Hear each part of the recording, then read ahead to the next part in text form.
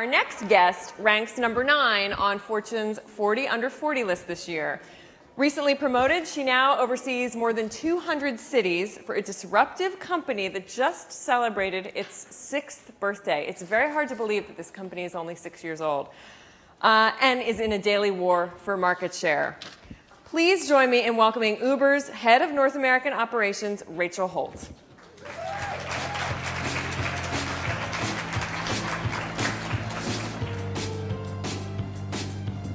Hi, Rachel. Thanks for having me. Thanks for being here. So one of the things I love most about your story is that you really went from this very traditional MBA corporate business track to leap into the bold and the new and the risky with Uber, and that was back in 2011. You were at Bain, then you went to Stanford, then you went to Clorox, where you worked on the Hidden Valley Ranch brand, and then you went to Uber. So tell us how that came to be. Yeah, so I think I had always, I was always the type of person that really liked knowing exactly what I was going to do next. I liked looking at a job and saying, I know what 2-3 years down the line is. And then I was working at Clorox, I was having a great time, and my boyfriend at the time, now husband, was in DC. And I am, for anyone who knows me well, the last person who thought I'd be the person to quit my job and go cross country for a guy. And, but, you know, I was pretty sure this was the one. So, but to go, I said, you know, I really want to be passionate about what I'm doing. And I really want it to be something that is a role that I would take regardless of the guy situation. That's what I needed to feel good about myself. And so I used Uber occasionally as a consumer in San Francisco. Heard they were looking to expand to the East Coast. Got connected to Ryan Graves and Travis, and was lucky enough to get the role. And how many people were at the company at that time? About 30. Mm-hmm. So this is 2011. It was a year old. Yeah. What were those early days like? You know, it was one of the things I think that's unique about Uber, and is still really unique, is this local city model. And so when I joined, I was the general manager in Washington, D.C. I was the first employee there, and I was, you know, trying to figure out how do we build and grow something from scratch in DC. And I had a tremendous amount, and we described the role as a GM as being, you know, the CEO of your city. And so I had a tremendous amount of autonomy, but also it was like we had, you know, all these other people in this incubator who were also my peers who were building the same thing in their markets. And so it was really such a unique way to get all the experiences of building something from scratch, but with this broader support network of lots of other GMs in cities around the world trying to face and deal with similar challenges. Uber has had a reputation over the years of going into some of these cities, you know, no questions asked, go in and you know, settle everything later. And it was really the playbook. And that has evolved over the years. So, but tell me what, you were in some of these meetings over the years, and this is the taxi industry. This is not, you know, it's kind of a rough and tumble industry. So tell us what it was like to be in some of those meetings, and then also how that strategy has evolved. Well, the first real regulatory challenge we had was in Washington, D.C. So right. I was sort of the front line of trying to figure out how to handle this. And I think it's really interesting that DC was that market, because here we were surrounded by a whole city of individuals who knew way better than we did how to think about government and how to handle government. And so the first meeting I ever went in DC, I was told that what we were doing wasn't legal. And you know, I asked why, and you know, they kind of said a couple of things, and I said, well, no, I think there's a sentence in the code, and I'm not a lawyer, but I read it, and it seems pretty clear cut. And the person said, consider that, this was the general counsel of the DC Taxi Cab Commission, said, consider that rule a typo. So just a little bit of some of the things we were dealing with. Wow. So that was definitely a change from the meetings I had been in at Bain and at Clorox. The Hidden Valley Ranch people don't talk that way. There were no typos in Hidden Valley Ranch. So, you know, I think that was a lot of what we were dealing with. You fast forward to a meeting, this was about a year in, and I was meeting with a regulator in Tampa, And the meeting started with the regulator putting a gun on the table. Oh my God. And he was a sheriff and was, legally allowed to carry. And, these were the kinds of meetings. A not so subtle, Right. this is who I am. It was a message. Anyway, so I think that was, some of the early meetings now were very different today. And I think one of the things that I've really seen us do is we have some of the neatest partnerships I think we have at Uber are actually with local governments in some places today. So we've got a couple of townships that are paying for rides home from bars late at night. And they've seen that DUI rates go down significantly when local governments and townships. We have others who are saying, it's the holiday season and parking is a mess and we want people to come to our local shops. Let's provide Uber rides to and from those locations. Same thing with transit stops in places where it's hard to get to or from local transit. And so I've just seen this huge evolution since some of the earlier meetings, which had some unique challenges. Amazing. You could write a memoir about that someday. I want to ask you about the culture at Uber, because externally there's this perception that it's a very kind of aggressive, bro-like culture. So what is that wrong?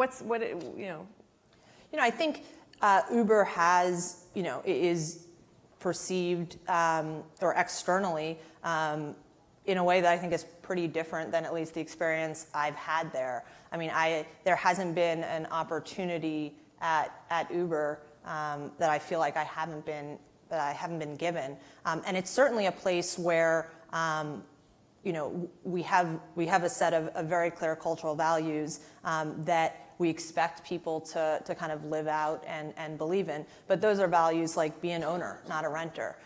Let builders build. And I think those are the things that really define my experience there and define the culture I try and create for the teams I work with.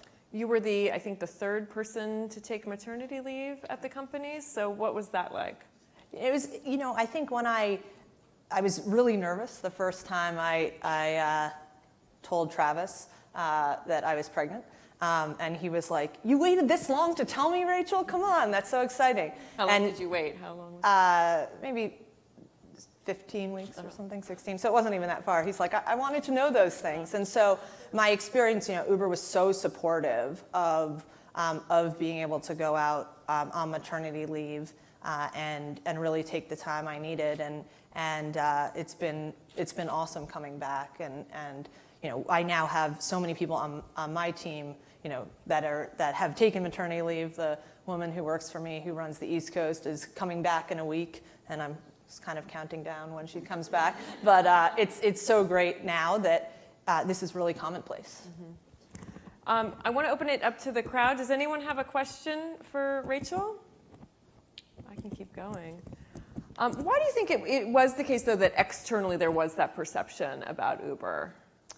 I think, in 2014, there was a whole bunch of stories that came out about, that Uber isn't a place that women do well, and this isn't a place that respects women. It was really hard for me. It was probably the hardest, one of the hardest weeks I've had, because I would go on my Facebook page and I'd see friends of mine, kind of sharing these stories. And here I was, a woman who was running the biggest P&L at Uber. And, it could not have been further from my experience or what I actually saw in terms of the women on my team who were being promoted, who were thriving. And, I think it, for me, just sort of increased my resolve. And I was at the time 8 months pregnant too. So it really increased my resolve to kind of make sure that I was a role model in that respect. And that I was also showing people that it was, you could be really successful at Uber and have a kid and, make both work and family life priorities. Mm-hmm. It's pretty amazing. The company was still so smaller at that time and growing so fast. And we had Austin Geit here last year, so the company does have we know some of the women. I want to ask you a little bit about competition because one of the things that happens is that now there's a whole cottage industry of ride sharing. How have you been able to defend your market share with Lyft, for example? I mean, I think, the way we view competition is we operate globally, and there's a lot to learn from companies that are doing really interesting things around the world. And so, the way I think about it is really, how can we learn? How can we continue to get better? How can we continue to innovate and make sure that, we're the first choice for riders and for drivers? And what is next in terms of product? I mean, what's the next focus? What is, Uber Eats is obviously a big area of focus. What's the next geographic area of focus? What's on the horizon? Well, we just launched a new rider app. So we redesigned the app for the first time in 4 years. And it's really, the way we think about it, it's really all about personalization. It's about, making sure that our app is designed for what you need and when you need it. So a great example is in the app, you can request food and you'll know when you're going to arrive versus when the food is going to arrive, because often you're trying to time the two together. And so really thinking about how we can continue to meet people where they are, continue to meet consumers' needs. Products like scheduled rides and others that have come out recently are really where we're focused. And I think continuing to really understand our riders and our drivers is going to be where we get the next bucket of new ideas. Mm-hmm. A lot of it is competition for these drivers because there's now many companies going after them. So how do you handle that? What's the strategy there? I think we're really committed, and I think a lot of what we're going to be launching in 2017 is going to be really focused on drivers. I've started driving myself, and you learn so much about what the driver experience is from actually doing it. I've taken thousands and thousands of rides. I don't even want to tell you how many rides as a rider, and to actually get that other side has been and have our whole employee base now really thinking deeply about the driver experience. So what did that teach you, or what was that like? You learn where the pain points are. You learn what's stressful. I was really nervous before I did my first trip, and so thinking about what kind of training materials do we need to develop? How do we need to think differently about that first experience or that first few experiences? How do we tailor the product to those experiences versus the drivers that have done this thousands of times? And I think you really learn a lot about about where the pain points are. Did you get a tip? I didn't. Did or didn't? I didn't, but I have a 5-star rating. I'm very proud of that. That's great. Are you supposed to tip on Uber or not? What is the final word on that? No need to tip. No need to tip. Okay. Rachel, we're out of time. Thank you so much for being with us today. Thanks for having me. Okay.